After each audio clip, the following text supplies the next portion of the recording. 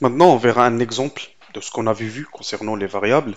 Donc, je vais prendre, ou bien je vais créer un autre fichier. Par exemple, je vais l'appeler variable, je m'excuse, variable.php. Et donc, je vais mettre HTML et puis je tape. Voilà, donc ici, on aura, si vous voulez, donc variable en PHP. En PHP.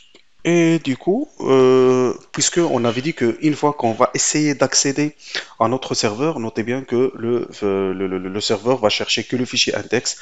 Donc, puisque on ne pourra pas lister tous les fichiers qui existent par la suite, donc on doit faire des liens pour pouvoir naviguer entre les différentes pages. Donc ici, ça va être juste link, le A link, donc on fera un href, donc ça va être, puisqu'on est en train de naviguer au sein du même dossier, donc ça va être variable.php, donc aller à la page, je m'excuse, vu je suis sous un clavier QWERTY, c'est pour ça que j'ai pas les accents et tout ça, donc à la page des variables, et voilà, donc ici, donc ce que je vais mettre, c'est juste un h2 page variable, c'est juste pour être sûr que j'ai accédé à cette page là. Donc euh, ça c'est normal parce qu'au niveau du PHP, comme vous le savez, donc ici je dois mettre un BR si vous voulez, ou bien je peux le mettre ici, BR, comme ça on aura un retour à la ligne. Donc je vais réactualiser cette page là, donc notez bien, aller à la page des variables, notez bien qu'on est bien dans variable.php et on a page des variables. Donc, ce qu'on va faire, c'est qu'on va essayer de manipuler certaines variables. Pour ça, donc on avait dit qu'on utilise le tag PHP pour pouvoir écrire du code. Donc ici, c'est fin PHP. Et tout ce qui va se trouver ici, on va pouvoir l'utiliser comme étant des variables. Par exemple, on commence toujours, notez bien que ça, ce sont les variables globales qui existent. Donc au niveau, voilà, on a le global, donc ça, sont déjà prédéfinis au niveau de PHP et on pourra y accéder sans aucun problème. Par contre, on peut écrire nos propres variables. Donc ça va être non. Et pour lui affecter une valeur, ça va être un égal. Et par la suite, ça va être, par exemple, je sais pas, donc je vais mettre bytecode.pro et non chaîne, par exemple, non chaîne. Bien, non, c'est tout ce que vous voulez. Et maintenant, pour pouvoir écrire des messages, notez bien que au niveau de PHP, on avait dit que la fonction echo, donc je vais supprimer ça parce qu'il l'avait généré d'une manière automatique. Donc on avait dit que le echo, il permettait d'afficher tout ce qui se trouvait. Je m'excuse, vraiment je m'excuse. Voilà. Donc elle permet d'écrire tout ce qu'on va écrire ici, de l'afficher tel qu'il est au sein de notre page. Par contre, si on a des variables, notez bien que si on utilise les doubles quotes, le PHP il va pouvoir interpréter les variables. Par exemple, je vais écrire par exemple, je suis en train d'apprendre d'apprendre le PHP sur la chaîne et je vais mettre par exemple le nom de la variable. Donc je commence toujours par le dollar et puis c'est non, non chaîne. C'est bon. Donc il va pouvoir interpréter cette variable-là et il va pouvoir comprendre qu'on veut afficher sa valeur et non pas l'afficher tel qu'il est. Donc je vais sauvegarder ici et voilà, donc H2. Donc je vais réactualiser cette page-là. Donc voilà, donc je suis en train d'apprendre le PHP sur la chaîne bytecode.pro. Par contre, au niveau de la fonction echo, on peut utiliser juste des simples quotes et là, on aura un petit peu des soucis au niveau des variables. Pourquoi? Parce que dans ce cas-là, voilà, donc ici pour échapper, parce que donc juste pour réexpliquer, donc on a le echo et voilà. Donc ici, tout ce qui va se trouver ici, il va l'afficher tel qu'il est. Mais une fois qu'on a mentionné ici le simple code, pour lui, c'est la fin de la chaîne. Donc pour pouvoir esquiver cette apostrophe-là et permettre à PHP de comprendre que cette apostrophe-là, c'est pas la fin de la chaîne, on ajoutera un anti-slash. C'est bon? Un outil slash comme ça. Donc dans ce cas-là, il comprend que cette apostrophe-là ne fait pas partie de l'apostrophe ouvrante de notre chaîne. Donc ça va juste permettre d'afficher, d'apprendre avec le D apostrophe. Mais notez ici qu'il ne peut plus maintenant interpréter le nom de la variable. Donc c'est ça un petit peu la différence entre des simples quotes et les doubles quotes. Donc je vais sauvegarder mon fichier. Par la suite, donc je vais réactualiser et notez bien qu'il m'affiche la chaîne vraiment telle qu'elle est sans tenir compte des noms de variables. Donc dans ce cas-là, donc si vous utilisez des simples quotes, on peut utiliser ce qu'on appelle la concaténation. Dans ce cas, donc on doit terminer notre chaîne et par la suite mettre soit virgule, vous pouvez mettre soit virgule, soit un point, c'est comme vous voulez. Donc bytecode pro par la suite, donc je vais mettre ici, dans la première fois j'ai mis un point, maintenant je vais mettre un virgule, je vais ouvrir aussi les simples quotes et je vais ajouter sur YouTube si vous voulez. Ici je dois mettre un espace comme ça, j'aurai pas le nom qui est un petit peu attaché à la suite de la phrase. Et par la suite, donc je peux par exemple réactualiser et notez bien maintenant il peut interpréter ma variable. Donc je peux ajouter du code par exemple HTML. Donc je vais ajouter strong si vous voulez, juste pour l'écrire en gras strong et ici c'est fin strong. Et ça c'est normal. Euh, c'est comme si c'est toujours la chaîne qui est un petit peu écrite. Et ça, c'est juste une partie de la concaténation pour permettre au PHP de comprendre que ici, on est en train d'utiliser une variable PHP et non pas une chaîne formatée. Donc, je vais toujours sauvegarder, réactualiser pour voir. Donc, maintenant, il l'avait écrit donc, comme étant en string.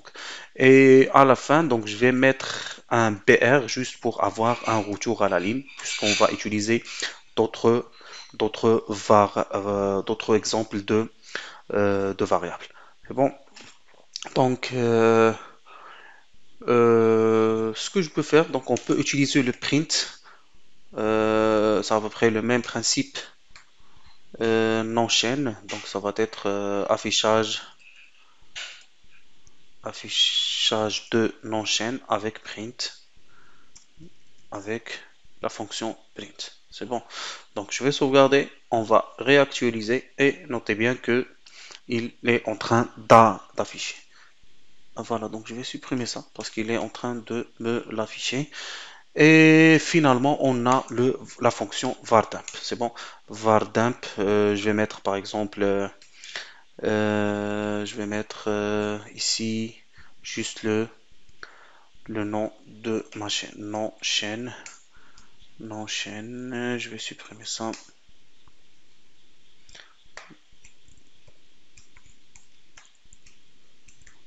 Je m'excuse. C'est bon. Et par la suite, on va réactualiser juste pour voir un petit peu l'effet de vardump. Donc notez bien ici que vardump, il affiche beaucoup d'informations ou bien plus de détails sur la variable. Donc il est en train de dire que la variable existe dans la ligne 17. Donc on verra si c'est vraiment... Voilà, c'est dans la ligne 17 qu'on a fait appel à vardump. Et il me dit que le contenu de cette variable-là, il est du type string, c'est-à-dire chaîne de caractères.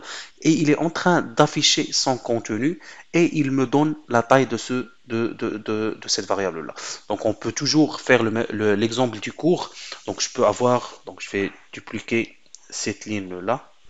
Et au lieu de non-chaîne, donc j'aurai global. C'est bon, globals. Et par la suite, je vais sauvegarder. Si vous voulez, on pourrait mettre ça en commentaire. Et je vais réactualiser ici. Donc notez bien que ici le global, il est en train de dire que voilà, ça existe dans la ligne 18. C'est un array, c'est un tableau qui contient 9, si vous voulez, 9 variables. Et la première variable, elle est get, ben, elle contient rien du tout. Le deuxième, c'est post. Donc ça sont aussi, donc get, c'est aussi un tableau. Donc c'est un tableau de tableau. Si vous voulez, donc c'est juste un petit peu, je vais mettre le whiteboard juste pour vous expliquer comment un petit peu le array il est défini. Donc ce qu'on va faire, c'est qu'on va définir ça ici. Donc ça, si vous voulez, c'est la variable globale. Donc on avait dit que c'est un tableau qui contient 9 éléments. Donc le premier élément, donc ça c'est un tableau get. Donc dans notre cas, il contient rien. Le tableau post et ainsi de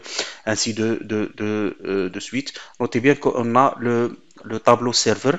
Et ce tableau-là, il contient, c'est un array, la taille diallo c'est 35, et ce tableau-là, il contient des valeurs. Donc, si vous voulez, donc ces valeurs-là, ils peuvent être accessibles sans aucun problème à travers de la variable globale.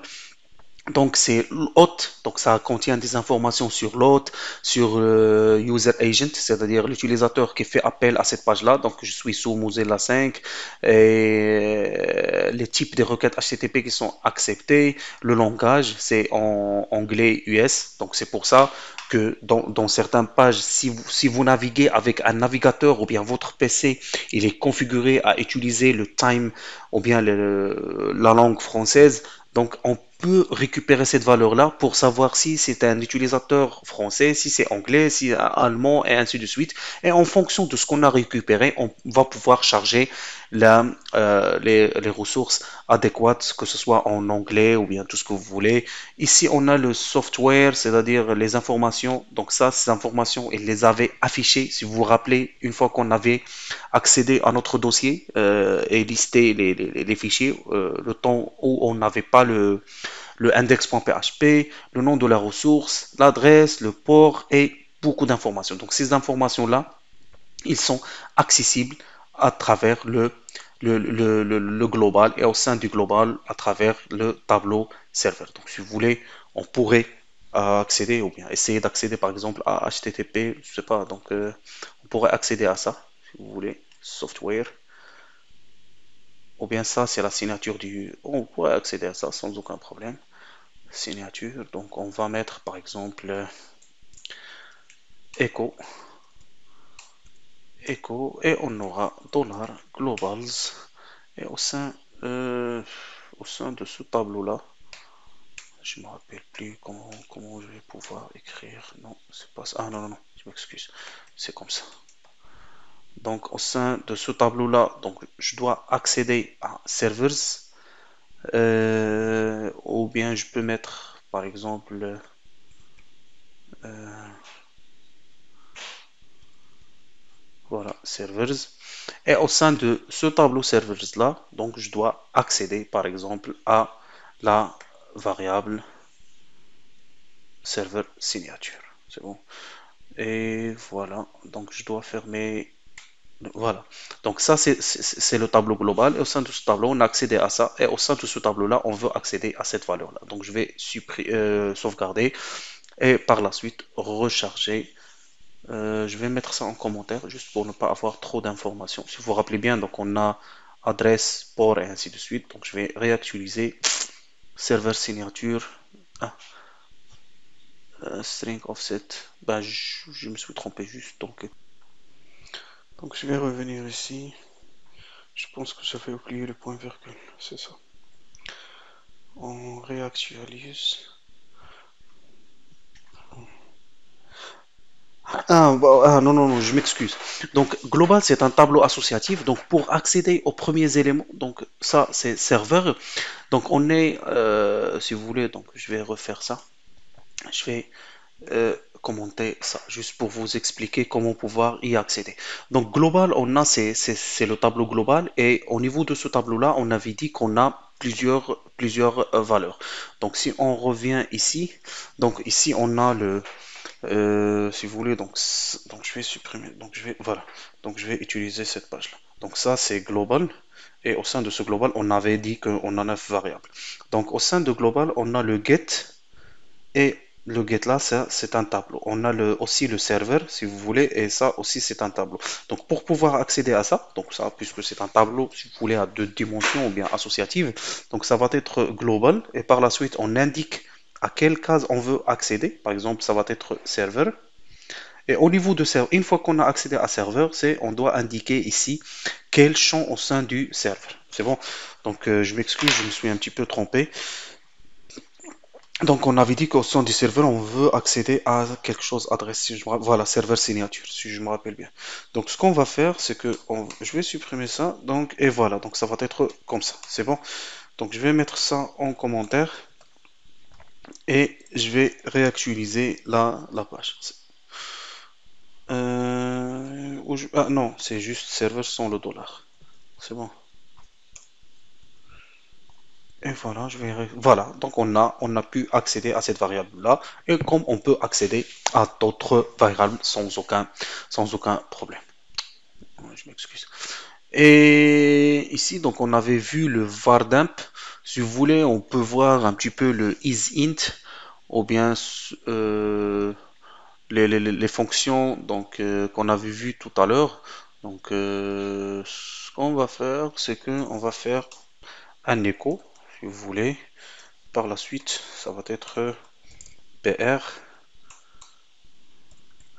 et puis point virgule. Et je vais mettre par exemple $A que reçoit par exemple, je sais pas, donc on va mettre 2 point virgule et je vais mettre écho A est une et je peux mettre donc soit la concaténation is int, voilà, isInt. Et cette fonction-là, elle accepte comme variable d'entrée ou comme attribut une variable, ça va être A. C'est bon. Donc, je vais encore réactualiser. Donc, voilà, A est une 1. Parce qu'on avait dit que ces fonctions-là, elles retournent des entiers. Supposons que j'ai mis, par exemple, 2,5. Donc, normalement, il va afficher 0. 0, ça veut dire c'est false. Et 1, ça veut dire c'est true. Voilà, A est une, donc elle n'a rien retourné pour dire que c'est pas un entier. Je sais que ce que je suis en train de dire ou d'expliquer maintenant, ça peut apparaître un petit peu lourd ou bien il n'a aucun sens, mais je vous assure que ça, c'est à peu près les bases. Donc si vous arrivez à comprendre ça, concernant les boucles ou bien le développement avec le PHP, donc ça va devenir plus facile. Pourquoi? Parce que vous êtes en train d'apprendre les bases des choses, c'est-à-dire comment les choses ont été conçues. C'est bon. Et du coup, donc ça va vous permettre un petit peu de comprendre, par exemple, beaucoup de notions qu'on verra ou bien qu'on va aborder par la suite. Si vous voulez, donc je peux dupliquer cette ligne-là et par exemple, je peux utiliser la variable, la constante en est dans la ligne si vous voulez et par la suite, on pourra fermer ça et faire line. C'est bon. Le...